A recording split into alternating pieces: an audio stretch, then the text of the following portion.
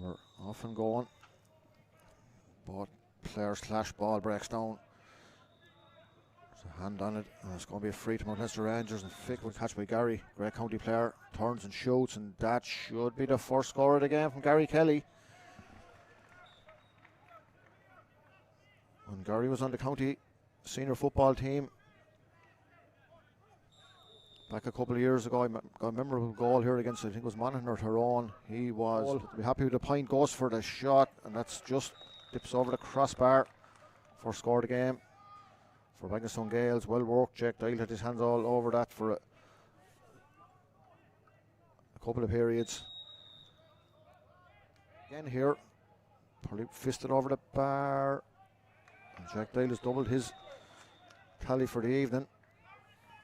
More accustomed to seeing him with a hurl in his hand, but every game of football he's playing, he's getting a good bit better.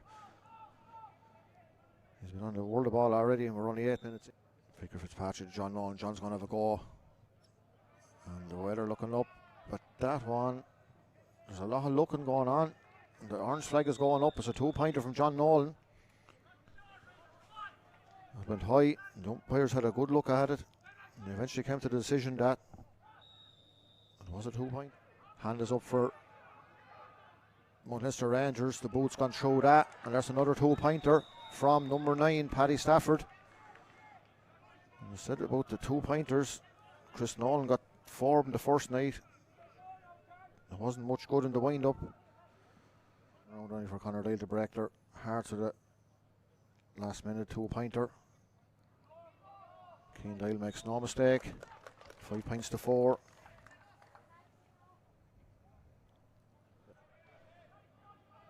Paddy Stafford, Vicar Fitzpatrick. Hughes Cornell, his brother, steady himself here. Is that going to come in? It looks like it will. Another score for Mount Leinster Rangers men, and Cornell Fitzpatrick so far has been very impressive. We've often spoke about Fikra in football terms, that he's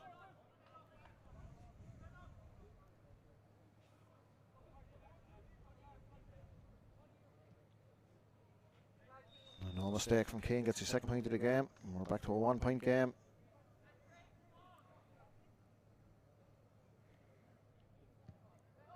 And that is just about creeping inside that post. Hadn't the hold of it here. Jack McCullough is going back as fast as he can go to cover that chance. Gary Kelly steadies up. Is that going to have the legs to go over the bar? It has. What a score from Gary Kelly. He opened the scoring in the 4th minute. As I said, when Gary Kelly was on the county team, he added a lot from wing back, and he's not doing too bad at wearing number 14 jersey. His second score of the game. There's about 2 minutes left on the clock. There'll be no stoppages, so I don't think we'll have any additional time. It's been a good entertaining half so far.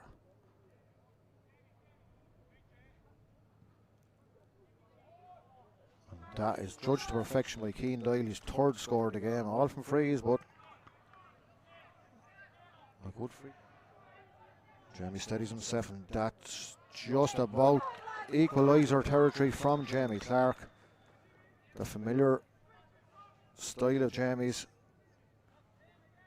8 points apiece. It's the first time we've been level for the guts of 20 minutes.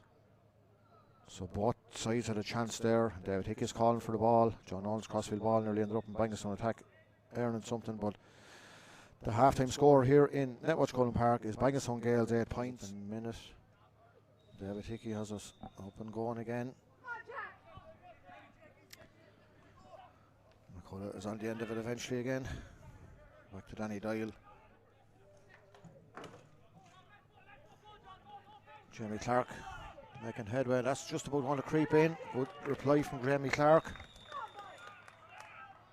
We've got the last 2 scores they've got.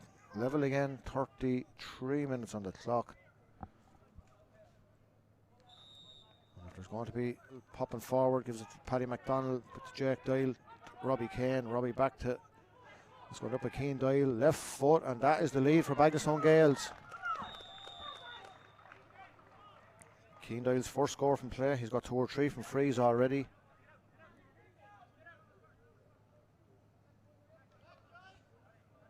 It's the first time Bagenalstown Gaels have had the lead. There's a better connection from Fitzpatrick. And what a kick.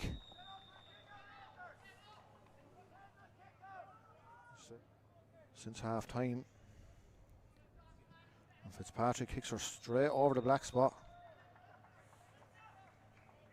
His second score of the second half. So far, the free kicks so far have been a lot closer in. There's probably a bit of pressure on this one, like the one he had against Rathvilly. And yes is the answer. Pressures for tyres. Keendale brings the lead back for Bagenalstown Gaels. 12 points to 11, 39 minutes in. Jack McCullough to Keendale, turns on the left, and will that come in? It surely does. Yet again, Paddy Mac steadies up, and that's another point for Paddy McDonald. It says hit the post, broke down. Danny Doyle is there. Danny pops it off to Robbie Ken, and Robbie puts the foot through. 2-point lead for Bagenalstown Gaels. 48 minutes on the clock, 15 points to 13. Very entertaining game. I said it about 3 times here, but it's been end to end. Danny's player, he's taken him on, he skipped through. Will he turn around, tap it over the bar? He gives it back out to Keendale, and he will surely tap it over the bar. And that is good teamwork from Bagenalstown Gaels. Started all by Jake Doyle's dispossession, as I said, his second. Bottom ended up and scores the far. If that is, there's a little bit of a ripple from the stand, and what a kick from Rob Stafford. His last one, when it was on an advantage, nearly ended up in a goal, came back for the free. And that is coming in just about. Has the flag gone up? The discussion is going on here. The flag is going up. It's allowed. He's got one. We're back level again. Another substitute coming in. Looks like Ross O'Neill coming in for back. He's breaking free. He's got Jamie Clark going to have a shot. He's going to have a chance. He's took a lot of steps. He's got away with it. He's hit it. Surely hit the winner.